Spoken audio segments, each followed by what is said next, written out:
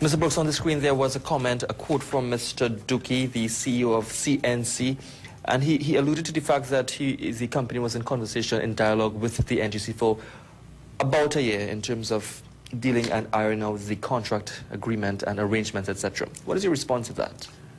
Our response is that the NGC, in fact, facilitated those extensions. We offered those extensions, holding out the olive branch with a view to trying to arrive at a mutually acceptable arrangement. We listened very carefully to the CNC's request, and we tailored and modified our offers to accommodate those requests. In fact, well, I won't go too deeply into it. So we tailored and modified our offers to accommodate their requests. And the extensions were designed to allow us to try to arrive at an agreement. We have provided an offer, a final offer to CNC, which we think reflects a very, very fair position for them, which gives them a very healthy return, but which at the same time avoids NGC losing billions of dollars and putting thousands of people on the breadline from a Trinidad and Tobago perspective. So we have been responsive, we have been careful, we have been researching, taking a look at the gas value chain, and we continue to be responsible in our engagement with them, as we will be in all of our engagements with other existing contracts. Remember, they are out of contract, and what we did at the time of gas curtailment is that we, notwithstanding that they were out of contract, we continuously extended to try to facilitate discussions, tailoring our offers continuously. Mr. Brooks, undoubtedly the petrochemical industry, it contributes significantly to this country's revenue.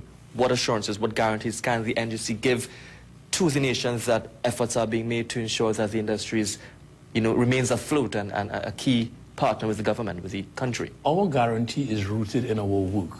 Since our board has come into office, we have done a number of things. One is that we have worked closely with upstreamers to conclude gas negotiations when none were completed up to the 2015 period. Those should have been done prior. We took a solution-oriented approach, and we've been able to conclude several upstream gas agreements. That is with BP and with EOG.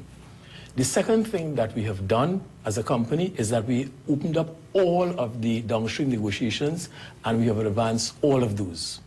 We received, regrettably, $4.6 billion in claims from the prior period 2010 to 2015, and we are working assiduously to resolve those in a very professional manner. We have taken costs out of our business, and we are working again to open up new supplies of gas. The Prime Minister went to Venezuela, had the Venezuela delegation come to Trinidad and Tobago. NGC, Shell and PDVSA are working closely on that. We have opened up a host of marginal fields, and we are doing a lot of work there in which we've brought in geologists. That is to provide more gas supply certainty. We have looked at importation of gas. Unfortunately, that does not provide the value that we want at this stage. So we are concluding negotiations. We are trying to ensure that we are competitive as a jurisdiction. We are reworking contracts to have a more streamlined contract. We are trying to take claims off the table. And you'd have seen in our results and our approach, we have strengthened our team with an internationally respected CEO, internationally respected vice presidents, drawn from internationally, and we have been very careful to also get the support of Putin and partners in our work.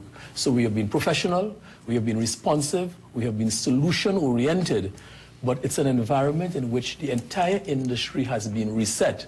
And to have the unreasonable expectations that companies may have had in the past, that cannot obtain in the future as we work through the 2019 to 2023 period and then work beyond.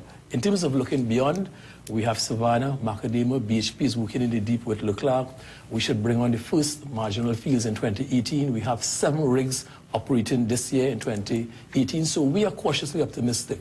But we must set the right terms and the right contract architecture, some of which is going to require some difficult decisions, some of which is going to require some courage, but we are operating in the best interest of Trinidad and Tobago.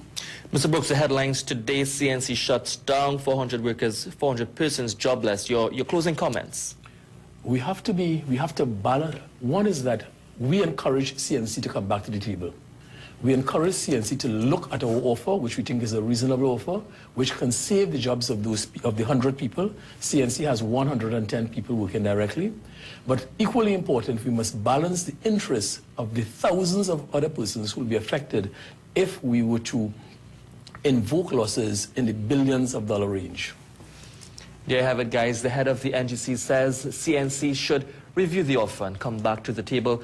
This was our interview here with Mr. Gerry Brooks. Thank you very much. Stay with us. We have more for you up next.